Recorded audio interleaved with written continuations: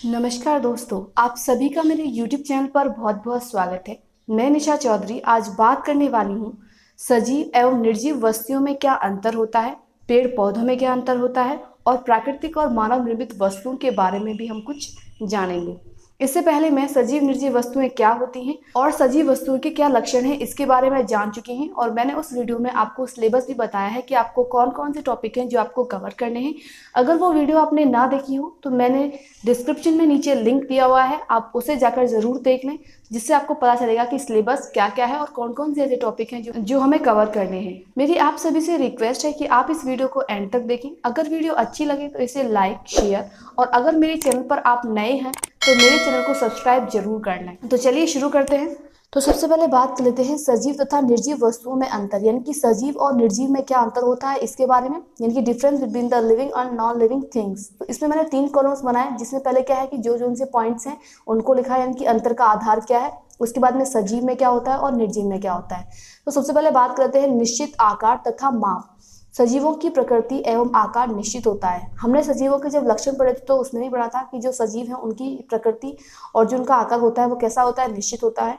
और अगर मैं इसी में बात करूं कि निर्जीव वस्तुओं की जो आकृति एवं आकार होता है वो अनिश्चित होता है। सेकंड था कि कोशिकीय संरचना, यानी कि कोशिकीय संरचना की बात करूं तो जो हमारे सजीव हैं, सजीवों का जो शरीर होता है वो एक अथवा अनेक कोशिकाओं का बना होता है और कोशिका में क्या होता है, जीव द्रव्य पाया जाता है। और अगर मैं निर्जीवों की बात करूं तो जो निर्जीवों की रचना है वो कणों से अथवा विभिन्न भागों के जुड़ने से होती है। ठीक है, इनमें कोश की संरचना नहीं पाई जाती, यानी कि निर्जीवों में कोश की संरचना नहीं पाई जाती, लेकिन जो सजीव है उसमें कोश की संरचना पाई जाती है और ये एक या अनेक कोशिकाओं के बने होते हैं और उसमें क्या पाया जाता है, जीव द्रव्य पाया जाता है। उसके बाद में हमारा थर्ड पॉइंट आता है पोषण। हम जानते हैं कि जो सजीव हैं वो भोजन ग्रहण करते हैं ताकि जो अपनी सारी क्रियाएं हैं उनको करके वो ऊर्जा प्राप्त कर सकें। ठीक है, लेकिन जो निर्जीव हैं उनको भोजन की कोई आवश्यकता नहीं होती। क्यों नहीं होती आवश्यकता? क्योंकि उन्हें जैविक क्रियाएं संपन्न नहीं करनी होती हैं। उसके बाद हमारा फोर्थ पॉइंट आता है सजीवों में श्वसन क्रिया होती है, जिसके फलस्वरूप उन्हें ऊर्जा प्राप्त होती है। यानी कि जो सजीव हैं वो क्या करते हैं, श्वसन क्रिया करते हैं, यानी कि रेस्पिरेशन करते हैं। और ये जो मैंने सजीवों के लक्षण पढ़ाए थे उसमें भी आपको बताया था कि जो सजीव हैं, यानी कि जैसे हमारे जंतु हैं या मनुष्य हैं, वो क्या करते हैं, ऑक्सीजन ग्रहण करते हैं, जो कार्बन डाइऑक्साइड है उसको निष्कासित करते हैं। और जो हमारे पेड़ पौधे हैं वो प्रकाश संश्लेषण की क्रिया के लिए कार्बन डाइऑक्साइड का प्रयोग करते हैं और उसके बाद में जब वो प्रकाश संश्लेषण की क्रिया से भोजन का निर्माण करते हैं और उसके बाद में वो ऑक्सीजन भी निकालते हैं, जो कि हम मनुष्य के लिए और जीव जंतु के लिए उपयोगी सिद्ध होती है। ठीक है, उसके बाद में हम बात करते हैं निर्जीवों की। तो निर्जीवों में श्वसन क्रिया नहीं होती, उन्हें सांस लेने की आवश्यकता नहीं होती है। उसके बाद में फिफ्थ पॉइंट आता है कि अगर मैं सजीवों की बात करूं तो सजीवों में आंतरिक परिवर्तनों के द्वारा वृद्धि होती है। यानी कि आपको पता है कि जो सजीव हैं उनमें वृद्धि होती है। कैसे वृद्धि होती है? जैसे कि एक छोटा पौधा है वो भी धीरे धीरे करके एक बड़ा वृक्ष बन जाता है। उसी तरह से एक मानव मानो या जीव जंतु मानो कि जो है जीव हैं जो छोटे छोटे पैदा होते हैं, यानी कि जैसे अंडे से बनते हैं, उसके धीरे धीरे क्या हो जाता है, उनका विशालकाय रूप हो जाता है। ठीक है, उसके बाद मैं निर्जीवों की बात करूँ तो जो निर्जीवों में बाह्य कणों के जमने से वृद्धि होती है। यानी कि निर्जीवों में क्या कैसे वृद्धि होती है कि बाह्य कणों के जमने से वृद्धि होती है। ठीक है, उसके बाद में उत्सर्जन की बात करूं तो सजीवों के शरीर में विभिन्न रासायनिक क्रियाओं के फलस्वरूप उत्सर्जी पदार्थ उत्सर्जन क्रिया द्वारा सजीवों के शरीर से बाहर निकलते रहते हैं। यानी कि जो हमारे सजीव हैं उनमें उत्सर्जन की क्रिया होती है, इसके बारे में मैंने आपको अच्छे से पढ़ाया हुआ है और वो वीडियोज़ आपको मेरी पहली वीडियो से मिलेंगी, जिसमें मैंने आपको फीचर्स ऑफ लिविंग थिंग्स करवाए हैं, यानी कि सजीवों के क्या लक्षण है, उसमें आपको डीपली अच्छे से समझा है कि उत्सर्जन में क्या होता है, श्वसन में क्या होता है, पोषण में क्या होता है। तो उस वीडियो को आप जाकर जरूर देख लें। उसके बाद में अगर मैं बात करूँ निर्जीवों की, तो निर्जीवों में उत्सर्जन क्रिया नहीं होती। ठीक है, निर्जीवों में कोई अपशिष्ट पदार्थ जो है वो नहीं निकाले जाते। उसके बाद में नेक्स्ट पॉइंट आता है हमारा शारीरिक संगठन। यानी कि सजीवों में क्या होता है कि शारीरिक संगठन अनेक अंगों तथा अंग तंत्रों का बना होता है।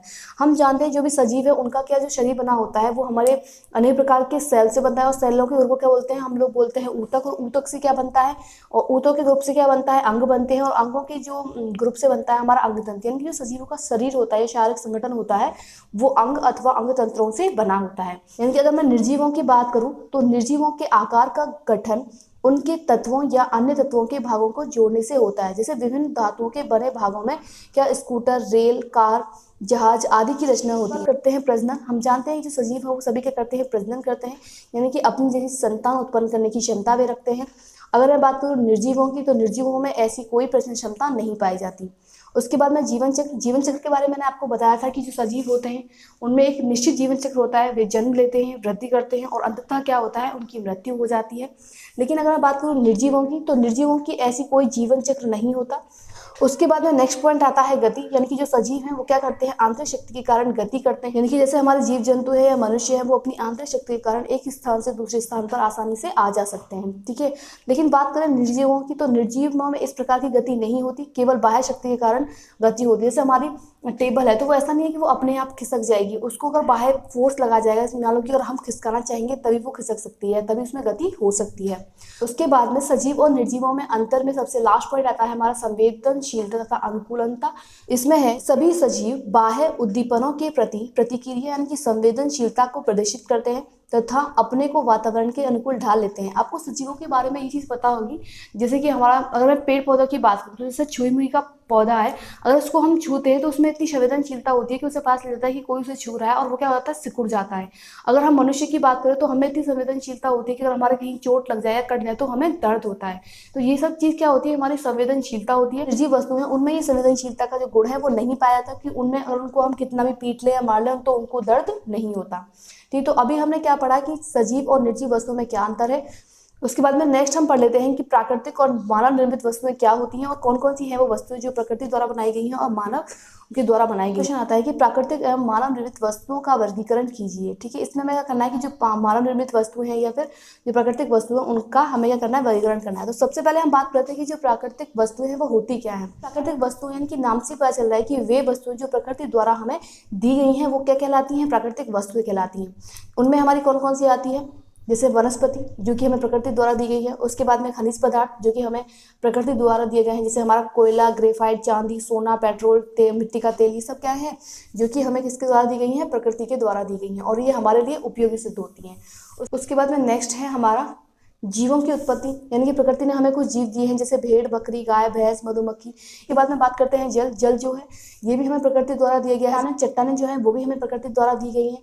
नेक्स्ट है हमारा खनिज पदार्थ, जो खनिज पदार्थ है वो भी हमें किसके द्वारा दिए हैं, प्रकृति के द्वारा दिए गए हैं। कोयला ये भी हमें प्रकृति के द्वारा दिए गए। बाद में पेट्रोलियम, यानी कि प्राकृतिक वस्तुएं वे वस्तुएं हैं जिनका निर्माण जो है वो मानवों के द्वारा नहीं किया जा सकता। ठीक है, जो हमें प्रकृति की देन है, जो हमारे लिए क्या है, प्रकृति की देन है, प्रकृति ने दी है। अगर मैं बात करूं कि मानव निर्मित वस्तुएं यानी कि मैन मेड थिंग्स, इस क्वेश्चन को मैं इतना डीपली नहीं पढ़ा रही हूँ क्योंकि ये क्वेश्चन के बारे में आप आसानी से लिख सकते हैं और ऐसा प्रश्न आता भी नहीं है, इसीलिए मैं इसको ज़्यादा डीपली नहीं पढ़ा रही हूँ। ठीक है, नेक्स्ट बात करते हैं कि जो मानव निर्मित वस्तुएं हैं वो क्या होती हैं।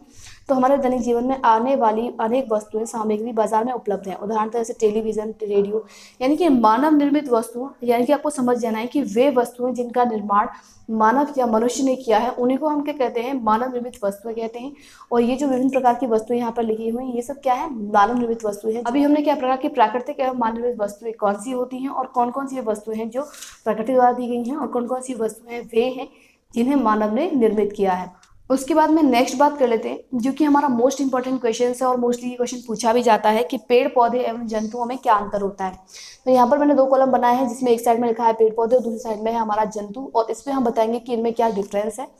तो सबसे पहले पॉइंट की बात करते हैं कि पेड़ पौधे अपना भोजन स्वयं बनाते हैं। हमें पता है कि जो पेड़ पौधे हैं वो प्रकाश संश्लेषण की क्रिया के द्वारा भोजन का निर्माण स्वयं करते हैं। अगर मैं जंतु की बात करूं तो जो जंतु हैं वो अपना भोजन स्वयं नहीं बनाते, वो अपने भोजन के लिए दूसरे वृक्ष या फिर दूसरे जंतुओं पर निर्भर रहते हैं। उसके बाद में सेकंड पॉइंट आता है कि जो पेड़ पौधों में पर्णहरित पाया जाता है लेकिन जंतुओं में क्या है कि वो पर्णहरित नहीं पाया जाता। ठीक है, उसके बाद में नेक्स्ट पॉइंट है कि वर्ज्य पदार्थ केवल गैस के रूप में मिलते हैं और जो वर्ज्य पदार्थ है वो ठोस, तरल तथा गैसीय तीनों रूप में मिलते हैं। उसके बाद में नेक्स्ट पॉइंट आता है हमारा कि पेड़ पौधों में ज्ञानेंद्रियों का अभाव होता है, कि पेड़ पौधों में कोई ज्ञानेंद्रियां नहीं होती। अगर मैं बात करूँ जंतुओं की तो अधिकांश जंतुओं में संवेदना और उद्दीपनों को ग्रहण करने की ज्ञानेंद्रियां पाई जाती हैं। उसके बाद में हमारा फिफ्थ पॉइंट आता है कि पेड़ पौधों में तंत्रिका तंत्र नहीं होता और इनमें चेतना भी कम होती है। लेकिन जो पेड़ पौधे होते हैं उनमें क्या होता है कि तंत्रिका तंत्र नहीं होता और उनमें जो चेतना है वो भी कम पाई जाती है। उसके बाद में नेक्स्ट आता है कि जंतु की बात करूं तो जंतुओं में क्या होता है कि तंत्रिका तंत्र होता है और जिसके कारण क्या है उनमें चेतना अधिक होती है। नेक्स्ट पॉइंट है कि जो पेड़ पौधे हैं उनका आकार अनिश्चित होता है, यानी कि ऐसा कुछ नहीं है कि अगर नीम का पौधा है कि वो इतनी हाइट से ज़्यादा नहीं बढ़ सकता या उसकी पत्तियां वो इतनी से ज़्यादा नहीं हो सकती। उनका जो आकार है वो क्या होता है, अनिश्चित होता है। लेकिन जो जंतुओं का आकार है वो निश्चित होता है, क्योंकि डेफिनेट होता है कि इन जो भी हमारे जंतु हैं वो उतने ही शेप के रहेंगे। या बात कर लेते हैं हम, पेड़ पौधों की कोशिकाओं में सेल्यूलोज की बनी कोशिका भित्ति होती है। ये बात आप बहुत ध्यान रखिएगा कि जो पेड़ पौधों की कोशिकाओं में सेल्यूलोज की बनी कोशिका भित्ति होती है। उसके बाद में अगर मैं जंतुओं की बात करूं तो जंतुओं में क्या होती है, कोशिका भित्ति नहीं पाई जाती है। ये पॉइंट बहुत मेन है कि जंतुओं में कोशिका भित्ति नहीं पाई जाती है, लेकिन जो हमारे पेड़ पौधे होते हैं उनकी कोशिकाओं में सेल्यूलोज की बनी कोशिका भित्ति पाई जाती है। उसके बाद में लास्ट हमारा पॉइंट है कि पेड़ पौधों में प्रजनन की क्षमता नहीं होती, वे एक ही स्थान पर स्थिर रहते हैं। जो हमारे पेड़ पौधे हैं वो उनमें प्रजनन की क्षमता नहीं होती है, यानी कि वो एक स्थान से दूसरे स्थान पर नहीं जाते, वो एक ही स्थान पर क्या रहते हैं, स्थिर रहते हैं। लेकिन जो जंतु हैं वो स्थान परिवर्तन की क्षमता रखते हैं। अगर ये क्वेश्चन आपको 2 मार्क्स में आए तो आप उसमें क्या है, या तो 4 पॉइंट लिख सकते हैं या फिर आप 8 पॉइंट लिख सकते हैं। ठीक है, आपकी मर्जी। जिससे क्या हो कि आपको इसका आंसर जो है ऐसे देना है कि जो पेड़ पौधे और जंतुओं में जो डिफरेंस है वो स्पष्ट दिखाई दे कि हाँ पेड़ पौधों में ये डिफरेंस है और जीव जंतुओं में ये डिफरेंस। अगर इसके अलावा कुछ पॉइंट्स आपके पास हो, यानी कि जो आप जानते हो पेड़ पौधे और जंतु में क्या अंतर होता है, तो वे पॉइंट्स भी आप इसमें इंक्लूड कर सकते हैं। तो आज के लिए इतना ही दोस्तों। आशा करती हूँ कि आज हमने 3 क्वेश्चंस के बारे में पढ़ा, वो आपको समझ में आए होंगे। नेक्स्ट वीडियो में हम अनुकूलन यानी कि एडेप्टेशन के बारे में पढ़ेंगे, और आप देखेंगे कि जो हमारे डीएलएड प्रथम सेमेस्टर का साइंस पेपर है उसमें अनुकूलन से रिलेटेड कई सारे क्वेश्चंस हैं जो पूछे जाते हैं। तो हम उन्हीं क्वेश्चंस के बारे में और उसी चैप्टर से रिलेटेड हम अगली वीडियो में पढ़ने वाले हैं। दोस्तों मेरी आप सभी से रिक्वेस्ट है कि अगर आपको वीडियो अच्छी लगी हो तो इसे लाइक, शेयर और मेरे चैनल को सब्सक्राइब जरूर कर लें। आज के लिए इतना ही दोस्तों, मिलते हैं नेक्स्ट वीडियो में एक नए टॉपिक के साथ। तब तक के लिए गुड बाय दोस्तों।